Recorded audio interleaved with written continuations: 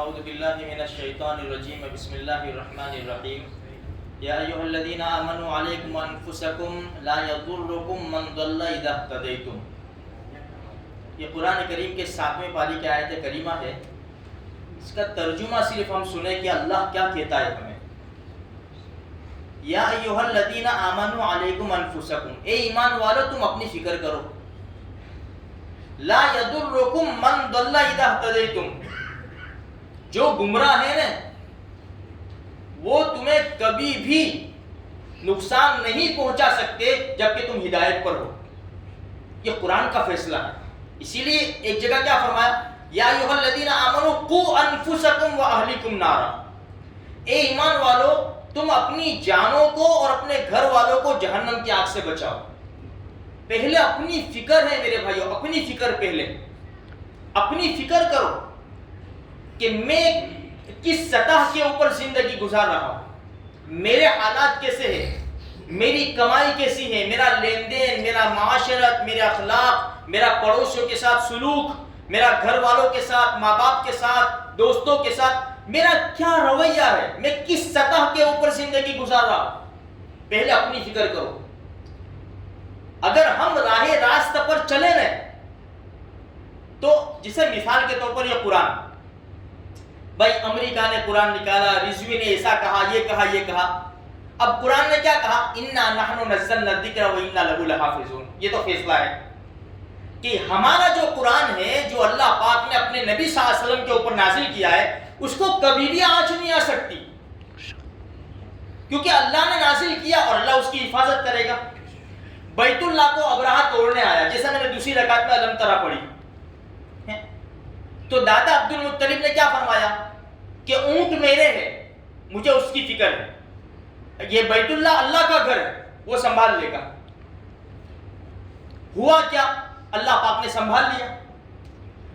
آج میرے بھائیو ہمارا ایمان اور یقین مضبوط ہو جاوے نا تو ہم جیت گئے، ہمیں کسی کی فکر نہیں ہے۔ لیکن آج ہمارے حالات اچھے نہیں ہیں۔ کوئی بھی لائن اٹھاؤ، سب کی بات نہیں ہے، عام طور پر جھوٹ ہماری زبانوں کے اوپر، بدنگاہی ہماری آنکھوں میں، ہمارے کانوں میں غیبت، ہماری زبان کے اوپر غیبت، بولنا سننا، ہمارے یہ جو تجارتی لائن ہے، ہم کس طرح کما رہے، کس طرح کھا رہے، کس طرح خرچ کر رہے ہیں، کس طرح زندگی گزار رہے، ہمارا لباس کیسا ہے، ہمارا رہن سہن کیسا ہے، ہماری شادیاں کیسی ہے، ہمارے غم کیسے ہیں، ہمیں اس کے اوپر نظر ڈالنی پڑے گی۔ کیا یہ پورا جو میں زندگی گزار رہا ہوں یہ میرے نبی کے طریقے پر ہے، شریعت کے طریقے پر ہے؟ اگر ہے تو تجھے کوئی نقصان نہیں پہنچائے گا، اور اگر نہیں ہے تو پھر تو دنیا میں بھی غریب ہے، آخرت میں بھی غریب ہے۔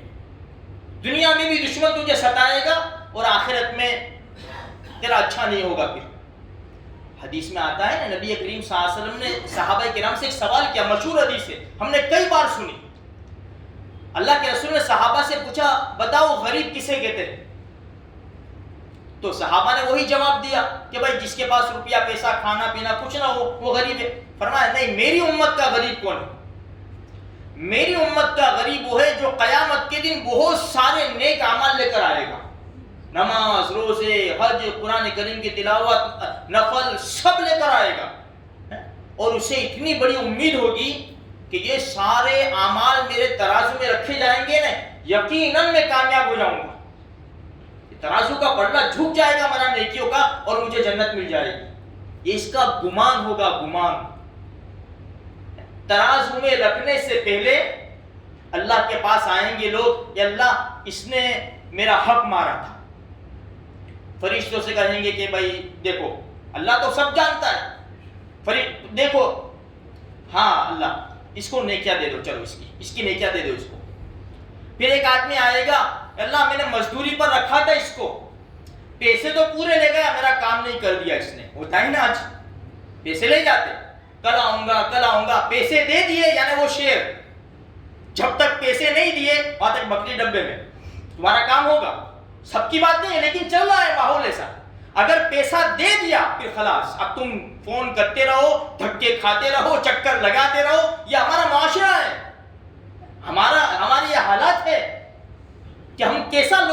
بتا رہے, مزدوری لے گیا تھا رب, اس نے میرا کام پورا نہیں کیا.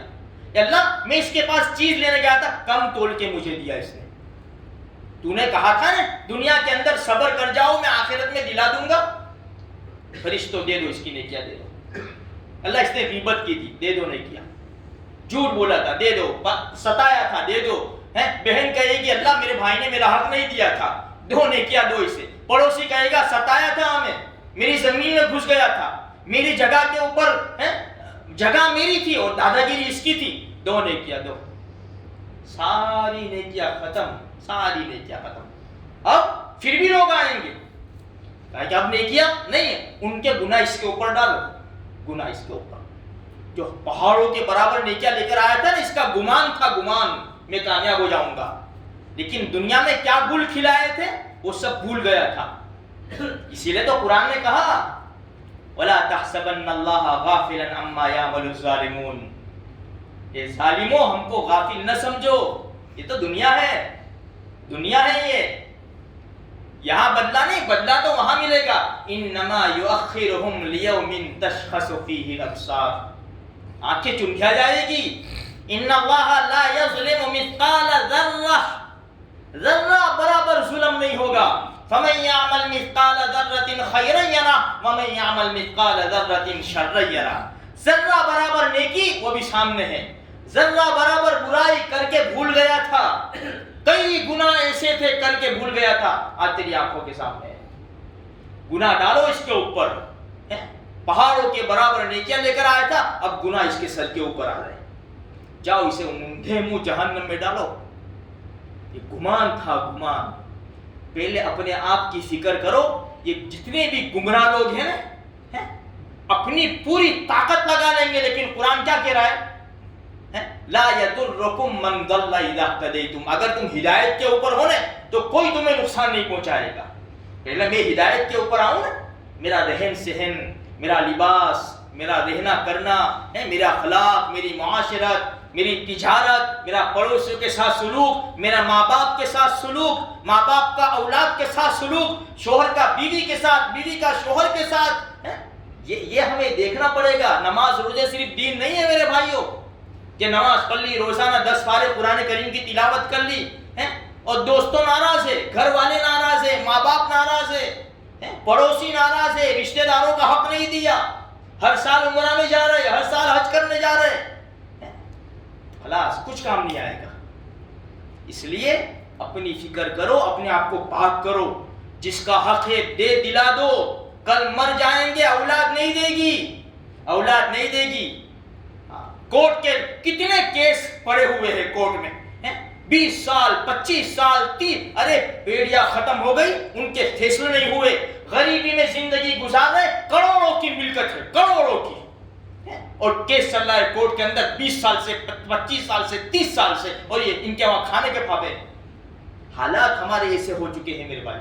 آگے پیچھے کر کے, معاف کر کے, لین دین کر کے اپنے آپ کو میرے بھائیوں پاک صاف کرنے کی کوشش کرو. کل موت آ جائے گی تو پھر اس کے بعد موقع نہیں ملے گا. اللہ تبارک و تعالیٰ بس یہی کہہ رہا ہے, اپنی فکر کرو, اپنی فکر کرو. کیا ہم امریکہ کی باتیں کریں گے, کیا برٹش کی باتیں کریں گے, میرے بھائی اپنی فکر کرو, خود بخود ماحول سدھر جائے گا. ہمارے نبی کو کیا کہا, وَأَمُرْ أَهْلَكَ بِالصَّلَاةِ, نبی جی اپنے گھر والوں کو نماز کا حکم دو. پہلے گھر سے شروع کرو, اپنی ذات سے شروع کرو, پھر گھر سے شروع کرو, پھر آہستہ آہستہ باہر نکلو. پھر اسی لیے لوگوں کے عیب نہ دیکھو, لوگوں کی کمیاں نہ دیکھو. میرے اندر کتنے عیب ہے, میرے اندر کتنی کمیاں ہیں, وہ دیکھیں گے تو ماحول بہت اچھا ہو جائے گا. ہم اپنے کو کمتر سمجھیں گے, سامنے والے کو بڑا سمجھیں گے, اچھا سمجھیں گے. کوئی جھگڑا ہی نہیں, کسی قسم کا کوئی فساد نہیں میرے بھائیوں. یہ شریعت کی باتیں ہیں, اللہ اور اس کے رسول کی باتیں ہیں. اللہ پاک مجھے بھی, آپ کو بھی, سارے مسلمانوں کو اس پر عمل کرنے کی توفیق عطا فرمائے. آمین.